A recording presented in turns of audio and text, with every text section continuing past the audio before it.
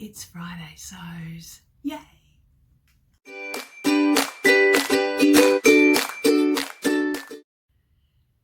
Hi everyone, it's Deb from Sewing Seams with Deb, and it's Friday Sews. Today I'm going to talk about that Love Notions Rhapsody blouse that I made, and plans what I've been making, and this amazing podcast I've been listening to. Hi, I want to start with this blouse that I made out of linen, and I was limited with the amount of linen that I had, and so I wanted to make a blouse to use it up in these summer days, and so I've made a Rhapsody blouse. I'm very happy with it, and a couple of things. So I've made these this necktie a little bit smaller than it sort of asks for in the pattern, and I've ballooned the sleeves and made them into different style puffy ones with a band. Great concept. I thought it was a great idea. However, this is going to be too tight around here, being that it's linen and there's absolutely no give. But I was so happy with the work that I did on it, you know, all hand stitched down, and got my label in there, or a label in there. It's all lined and everything. Done a great job. I don't know if I'll get much wear out of it. I'm going to have to seriously bond with it. I love the fabric. It's really lovely. I'll show you a picture. Lovely fabric, but yeah, I don't think it's the right fabric for this garment. And I did read the fabric recommendations after I made it, and reminded myself that it didn't actually say linen, even though this is soft linen. And of course, we all know that linen softens up even more as it's worn. But anyway, I will wear it and I will bond with it seriously. I have a couple of items cut out, ready to make, if I could just find time to make it. The one thing I really want to make in the next day or so is from the Tilly and the Buttons stretch book, a Joanie dress. And I've made this before, and I'll show you a picture of it. Hang on, sorry, one moment please.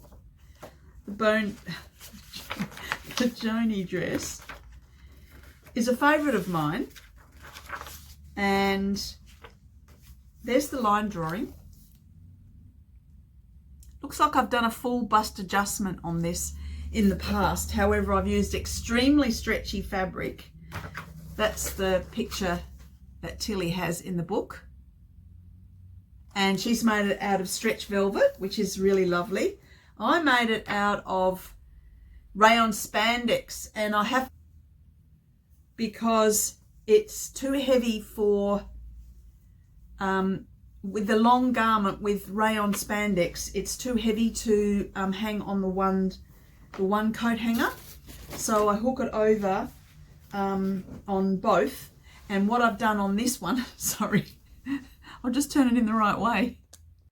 Now this one I made in 2020, so it's getting a little bit long in the tooth, shall I say.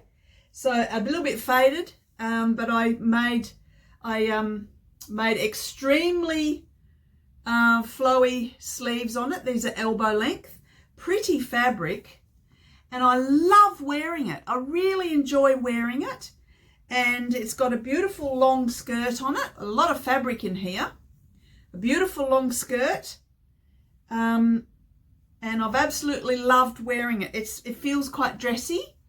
So I want to make another one, and because it's a little bit, it's sort of a little bit dressy from the aspect that you're hiding your arms a little bit, and because it's not tight around the sleeves, it's not hot.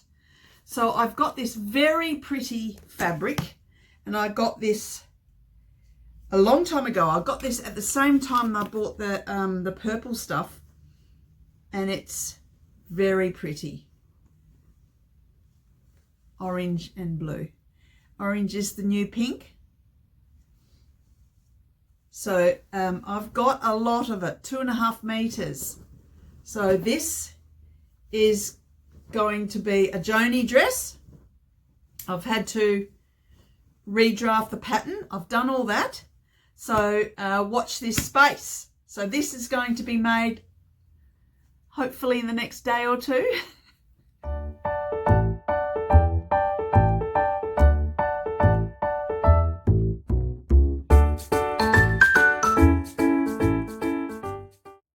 Now the other things that I'll have already cut out and prepared, ready to get behind that machine and that overlocker, I have an Olympia dress cut out, and that's another Love Notions pattern, and it is size medium. So that's the pattern there. I've cut size medium. I've made this before. I've made it twice.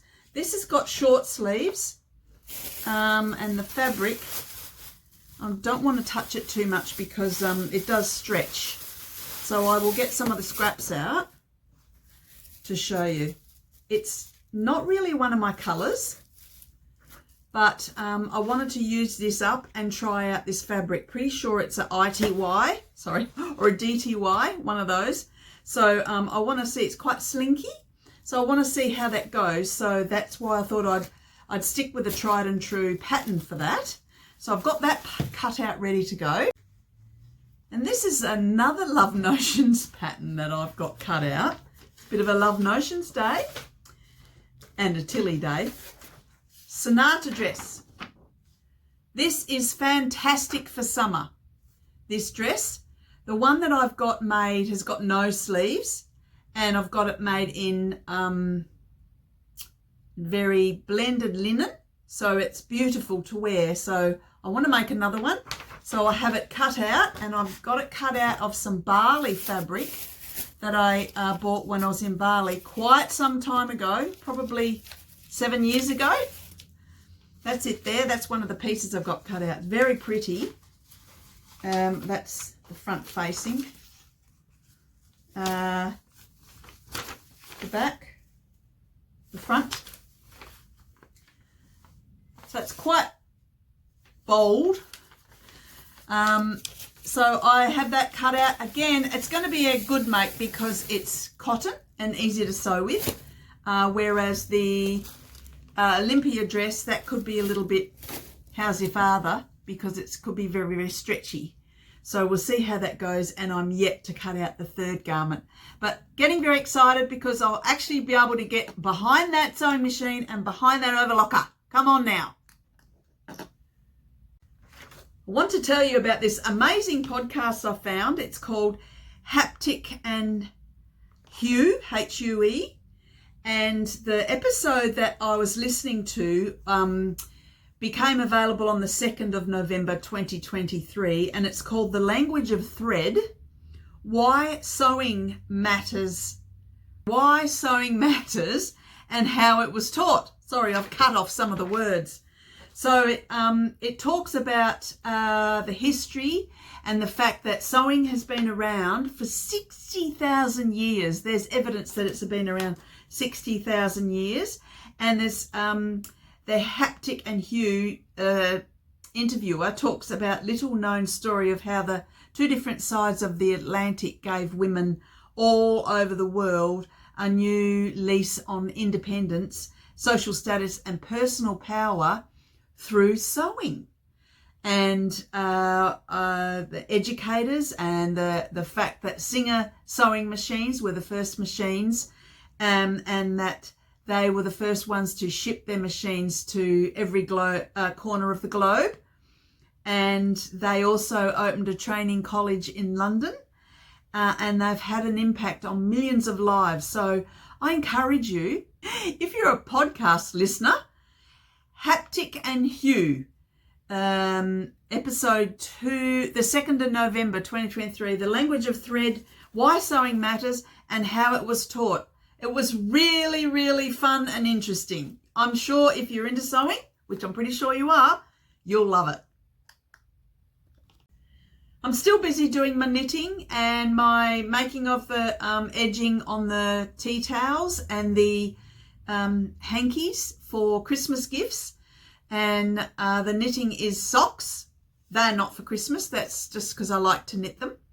So I've still been busy doing that and in the evenings and wherever I can get a few stitches in. So that's keeping me busy in between my busy work weeks. I've had a couple of busy work weeks and a lot of preparing for Christmas, Christmas gift buying and wrapping, some of that stuff.